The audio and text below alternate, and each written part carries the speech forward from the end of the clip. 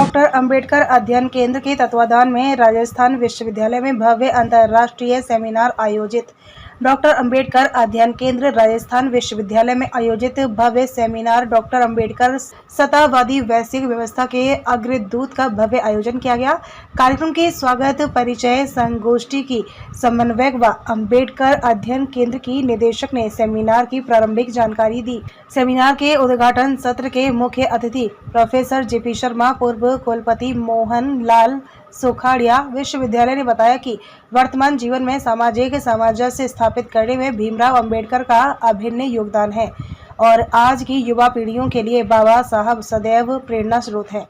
कार्यक्रम के मुख्य वक्ता professor Sanjay Bhardwaj, centre for South Asian studies of school international studies, Jawaharlal Nehru विश्वविद्यालय दिल्ली ने अंबेडकर के व्यक्तित्व की प्रासंगिकता के संदर्भ में वर्तमान समसामयिकता के विषय पर अध्ययन केंद्रित किया और बताया कि भीमराव अंबेडकर जीवन जीने का नजरिया है और सामाजिक, आर्थिक, राजनीतिक अभ्युत्थान में समावेशी प्रयास ही सार्थक है। प्रोफेसर रूप सिंह बारहट, पूर्व कुलपति महर्षि दयानंद विश्वविद्यालय ने कहा कि संविधान के शिल्पकार के रूप में भीमराव अंबेडकर का योगदान अप्रतिम है। इसी क्रम में प्रोफेसर अशोक चतुर्वेदी आयुक्तालय ने अंबेडकर के व्यक्तित्व और कृतित्व पर एवं डॉक्टर अखिल शुक्ला जी आजीवन सीनेट सदस्य ने संविधान शिल्पकार के रूप में अंबेडकर का योगदान बताया। राजस्थान विश्वविद्यालय की कुलपति प्रोफेसर अल्पना कटेजा ने अंबेडकर जयंती की शुभकामनाएं देते हुए कहा कि वर्तमान जीवन में भीमराव अंबेडकर के जीवन के अनुसरण की आवश्यकता है। प्रथम सत्र में धन्यवाद डॉक्टर शालिनी चतुर्वेदी ने देते हुए भीमराव अंबेडकर के व्यक्तित्व के समावेशी दिग्दर्शन पर प्रकाश डाला।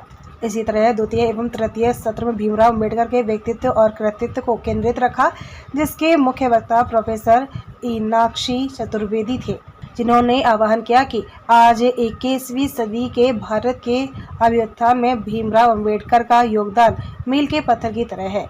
अतिथि भाषण प्रोफेसर अरविंद विक्रम सिंह, सिंडिकेट सदस्य प्रोफेसर श्याम मोहन अग्रवाल, राजनीति विज्ञान विभाग के अध्यक्ष doctor Kamlesh IGNOU, doctor Girish Shastri, Delhi university Jhunjhunu, Alsisar Maharani college से डॉक्टर भावना शर्मा ने भी सत्र का संचालन किया।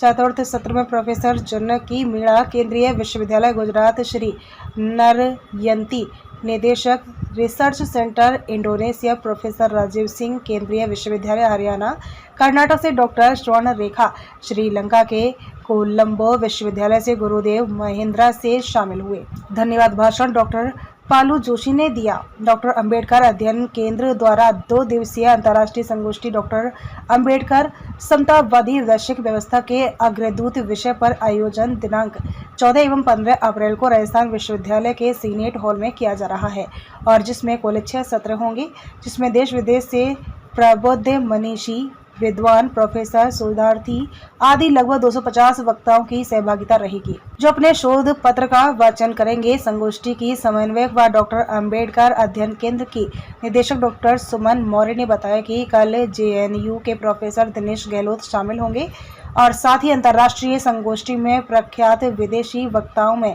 Professor doctor Aurora Martin, Roman ब्रूसिव, स्टेट यूनिवर्सिटी ऑफ ईयर इवेंट रोमानिया, डॉक्टर लंबा लंदन, पलिया गुरु university of Sri Lanka, Karmapriya Muscat university of Stockholm Sweden, Maitreya Bath विश्वविद्यालय UK, Aniruddha digital consultant Japan, Himadri project consultant silicon oasis Dubai, Sajulika मृदा कुआलालंपुर मलेशिया से ऑफलाइन व ऑनलाइन माध्यम से शिरकत करेंगे। के अंदर तो वो प्रोडक्टिव नहीं होगा, उसका कंट्रीब्यूशन नहीं होगा। ये एक बहुत कॉमन सा कॉन्सेप्ट है। इसकी चर्चा उन्होंने 1927 में की थी और उन्होंने उसका रास्ता भी बताया था। उन्होंने ये कहा था कि क्योंकि अगर लेबर एंगेज्ड एग्रीकल्चर में ज्यादा होगी तो उसकी बजाय अगर इस लेबर को इंडस्ट्री में एंगेज कर लिया जाए तो देश तेजी से विकास करेगा। ये उन्होंने कहा था उस समय। हालांकि उनका जो कंट्रीब्यूशन है, उनका जो उस समय रोल था, वो संविधान में ज्यादा होने की वजह से, संविधान निर्माण में ज्यादा होने की वजह से शायद वो इन एस्पेक्ट्स पर कम लिख पाए और कम लेखन की वजह से उतना रिकॉग्निशन नहीं मिला। लेकिन ये कॉन्सेप्ट्स बहुत सारे इतने पॉपुलर हुए कि हमें उनकी रूट्स अंबेडकर जी के लेखन में, अंबेडकर जी के भाषणों में दिखाई देती है, जो मुझे लगता है कि बहुत ही रेयर एक चीज है, क्योंकि वे अर्थशास्त्री तो थे ही।